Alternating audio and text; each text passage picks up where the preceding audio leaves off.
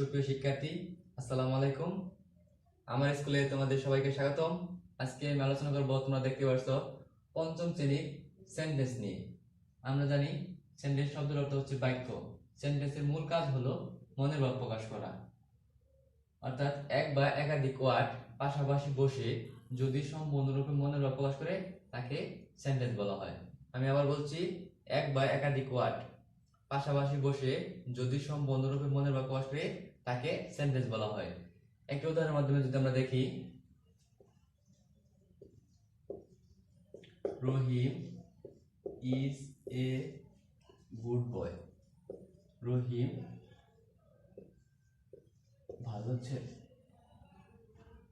Rahim is a good boy. শব্দগুলো আলাদা আলাদা, সবগুলোর মিনিং আছে এবং এগুলো পাশাপাশি বসে একটি পূর্ণাঙ্গ সেন্টেন্সে পরিণত হয়েছে। তদ্রূপ যদি আরেকটি উদাহরণ আমরা লক্ষ্য করি, রহিম গুড ইজ এ বয়। একই শব্দ, এখানে সবগুলো অর্থ থাকা সত্ত্বেও শব্দগুলো পাশাপাশি বসে কিন্তু পূর্ণাঙ্গ অর্থ প্রকাশ করা নাই, সুতরাং এটি একটি পরিপূর্ণ সেন্টেন্স নয়। রহিম ইজ এ গুড বয় এটি হচ্ছে একটি পরিপূর্ণ সেন্টেন্স। এবার আমরা জানবো সেন্টেন্স সম্পর্কে কিছু গুরুত্বপূর্ণ ধারণা। সেন্টেন্সের প্রথম অক্ষরটি অবশ্যই বড় হাতের অর্থাৎ ক্যাপিটাল লেটার হবে। যেমন she is a beautiful girl, এখানে শির প্রথম অক্ষরটি অবশ্যই বড় হাতে রয়েছে। দুই নম্বর হচ্ছে সেন্টেন্সের প্রপার নাউন যেখানে বসুক না কেন সেটি অবশ্যই বড় হাতের হবে। যেমন উই লিভ ইন ঢাকা, এখানে শব্দকে প্রথম অক্ষর অবশ্যই বড় হাতের উই, উইয়ের বড় হাতের অক্ষর হয়েছে। পরে হচ্ছে ঢাকা, ঢাকা হচ্ছে একটি প্রপার নাউন, সুতরাং ঢাকার প্রথম অক্ষর বড় হাতের অর্থাৎ ডিটা বড় হাতের হয়েছে। তিন নম্বর হচ্ছে একটি সেন্টেন্স গঠন করার জন্য অবশ্যই একটি সাবজেক্ট এবং একটি ফিনিট ভার্ব থাকতে হবে। যেমন দে প্লে ফুটবল, এখানে যেটা হচ্ছে আমাদের সাবজেক্ট, প্লে হচ্ছে ভার্ব এবং ফুটবল হচ্ছে অবজেক্ট। 4 নম্বর হচ্ছে কখনো কখনো সাবজেক্ট ছাড়া শুধু ভার্ব দ্বারাও একটি সেন্টেন্স গঠন করা যায়। যেমন do the work. Do the work, এখানে মূলত ইউ রয়েছে, ইউটা ইউ ডু দ্য ওয়ার্ক।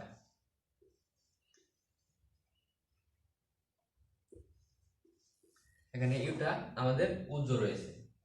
এবার আমরা জানি একটি সেন্টেন্সে দুটি অংশ থাকে, একটি হচ্ছে সাবজেক্ট, অপরটি হচ্ছে প্রেডিকেট। সাবজেক্ট কাকে বলে? যাকে উদ্দেশ্য করে কিছু বলা হয় সেটি হচ্ছে সাবজেক্ট। যেমন হারুন ইটস রাইস, হারুন ভাত খায়। এখানে যদি প্রশ্ন করা হয় কে ভাত খায়, অর্থাৎ উত্তর হবে হারুন ভাত খায়, সুতরাং এখানে হারুন হচ্ছে সাবজেক্ট। এখন আসো প্রেডিকেট। সাবজেক্ট সম্পর্কে যদি অতিরিক্ত তথ্য দেওয়া হয় সেটি হচ্ছে প্রেডিকেট। যেমন লক্ষ্য করো, একই উদাহরণ আমরা দিই, Harun Harun eats rice, Harun eats rice. এখানে যদি প্রশ্ন করা হয় হারুন কি করে, অর্থাৎ উত্তর হবে হারুন ইটস রাইস, অর্থাৎ হারুন ভাত খায়। সুতরাং যাকে উদ্দেশ্য করে কিছু বলা হয় বা যার সম্পর্কে কিছু বলা হয় সেটি হচ্ছে সাবজেক্ট, আর সাবজেক্ট সম্পর্কে যা কিছু বলা হয় সেটি হচ্ছে প্রেডিকেট। আমি আবার বলছি, সাবজেক্ট সম্পর্কে যা কিছু বলা হয় সেটি হচ্ছে প্রেডিকেট। এখন আমরা দেখব সেন্টেন্স এর প্রকারভেদ। অর্থভেদে সেন্টেন্স 5 প্রকার। এক নম্বর হচ্ছে অ্যাসার্টিভ সেন্টেন্স অর্থাৎ বিবৃতিমূলক বাক্য। দুই নম্বর হচ্ছে ইন্টারোগেটিভ সেন্টেন্স অর্থাৎ প্রশ্নবোধক বাক্য। 3 নম্বর হচ্ছে ইম্পারেটিভ সেন্টেন্স অর্থাৎ আদেশ, উপদেশ ইত্যাদি বোঝায়। 4 নম্বর হচ্ছে অবজেক্টিভ সেন্টেন্স অর্থাৎ ইচ্ছা, আশীর্বাদ সূচক বাক্য। 5 নম্বর হচ্ছে এক্সক্লামেটরি সেন্টেন্স অর্থাৎ আবেগ সূচক বাক্য।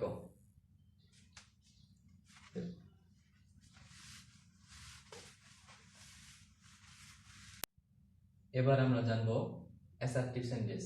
অ্যাসার্টিভ সেন্টেন্স সম্পর্কে বিস্তারিত জানবো। অ্যাসার্টিভ সেন্টেন্স কাকে বলে? অ্যাসার্টিভ সেন্টেন্স অর্থাৎ যে সেন্টেন্স দ্বারা কোনো বিবৃতি প্রদান করা হয় তাকে অ্যাসার্টিভ সেন্টেন্স বলে। আমি আবার বলছি, যে সেন্টেন্স দ্বারা কোনো বিবৃতি প্রদান করা হয় তাকে অ্যাসার্টিভ সেন্টেন্স বলে। অ্যাসার্টিভ সেন্টেন্স দুই প্রকার, একটি হচ্ছে পজিটিভ সেন্টেন্স, অপরটি হচ্ছে নেগেটিভ সেন্টেন্স। যে সেন্টেন্স দ্বারা কোনো হাবুডুবু উক্তি দেওয়া হয় তাকে বলা হয় অ্যাসার্টিভ পজিটিভ সেন্টেন্স, আর যে সেন্টেন্স দ্বারা নেগেটিভ অর্থাৎ নাবোধক উক্তি দেওয়া হয় তাকে বলা হয় assertive negative sentence. Assertive positive সেন্টেন্সের স্ট্রাকচারটা কেমন হয়? স্ট্রাকচারটা হচ্ছে subject plus verb plus object. যেমন we are playing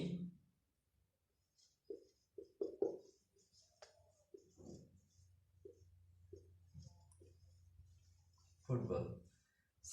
assertive positive সেন্টেন্সের স্ট্রাকচার হচ্ছে subject plus verb plus object, যেমন উই আর প্লেইং ফুটবল। এবার আমরা জানবো অ্যাসার্টিভ নেগেটিভ সেন্টেন্স সম্পর্কে। অ্যাসার্টিভ নেগেটিভ সেন্টেন্স হচ্ছে যে সেন্টেন্স দ্বারা কোনো নাবোধক উক্তি দেওয়া হয় তাকে অ্যাসার্টিভ নেগেটিভ সেন্টেন্স বলে।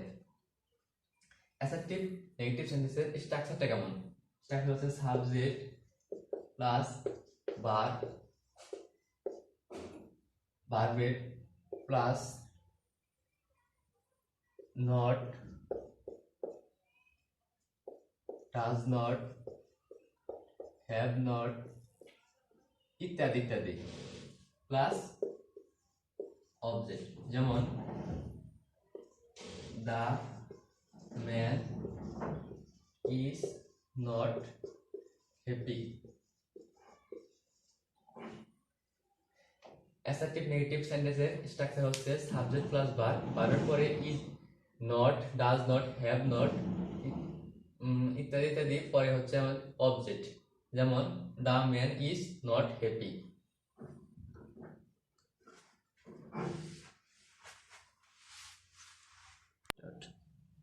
এবার আমরা জানবো সেন্টেন্স এর 2 নাম্বার প্রকারভেদ অর্থাৎ ইন্টারোগেটিভ সেন্টেন্স নিয়ে। ইন্টারোগেটিভ সেন্টেন্স কাকে বলে? যে সেন্টেন্স প্রশ্নবোধক বাক্য দেয় তাকে ইন্টারোগেটিভ সেন্টেন্স বলে। আমি আবার বলছি, যে সেন্টেন্স প্রশ্নবোধক বাক্য দেয় তাকে ইন্টারোগেটিভ সেন্টেন্স বলে, এবং ইন্টারোগেটিভ সেন্টেন্সের শেষে একটি প্রশ্নবোধক চিহ্ন দেওয়া হয়। যেমন আমরা লক্ষ্য করি, হোয়াট ইজ ইউর নেম? তোমার নাম কি? এটি হচ্ছে একটি ইন্টারোগেটিভ সেন্টেন্স। ইন্টারোগেটিভ সেন্টেন্সের স্ট্রাকচারটা কেমন হয়? W is oblique auxiliary plus subject. Auxiliary verb দ্বারাও ইন্টারোগেটিভ সেন্টেন্স গঠন করা যায়। যেমন আমরা একটি উদাহরণ লক্ষ্য করি, আর ইউ বিজি নাও? তুমি কি এখন ব্যস্ত? এটি হচ্ছে অক্সিলারি ভার্ব দ্বারা একটি ইন্টারোগেটিভ সেন্টেন্স। অক্সিলারি ভার্ব কোনগুলো? আমরা জানি am, is, are, was, were ইত্যাদি হচ্ছে auxiliary verb.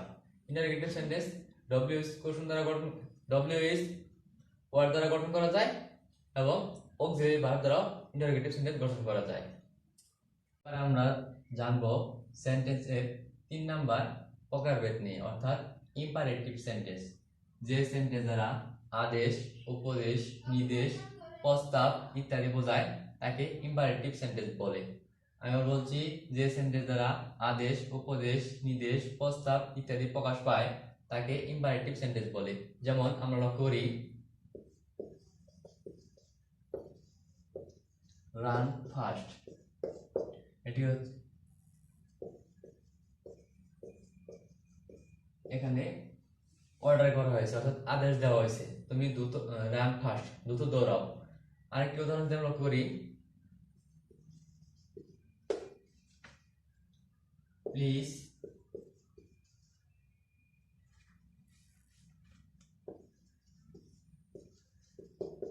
give me your pen. এখানে রিকোয়েস্ট করা হয়েছে। অর্থাৎ ইম্পারেটিভ সেন্টেন্স হচ্ছে আদেশ করা হবে, নির্দেশ করা হবে অথবা প্রস্তাব ইত্যাদি প্রকাশ করা হবে, সেটি হচ্ছে ইম্পারেটিভ সেন্টেন্স। এবার আমরা জানবো সেন্টেন্স এর 4 নম্বর প্রকারভেদ অর্থাৎ অবজেক্টিভ সেন্টেন্স সম্পর্কে। অবজেক্টিভ সেন্টেন্স কাকে বলে?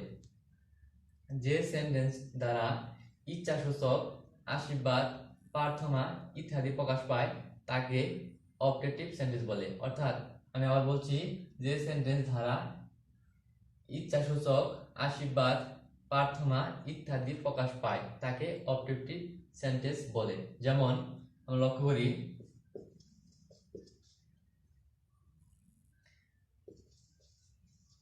মে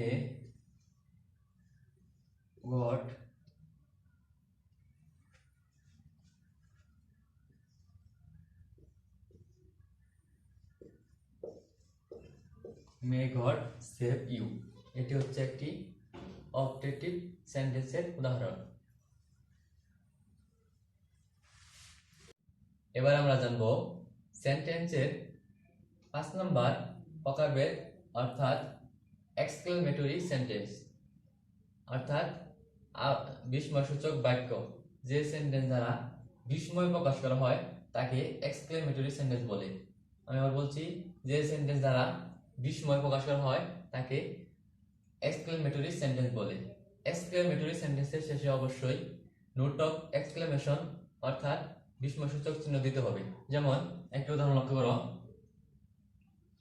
হোয়াট এ বিউটিফুল ফ্লাশ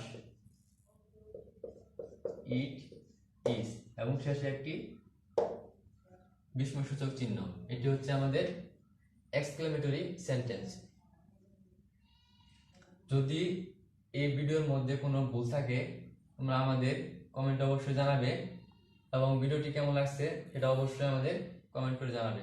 ধন্যবাদ সবাইকে। আসসালামু আলাইকুম।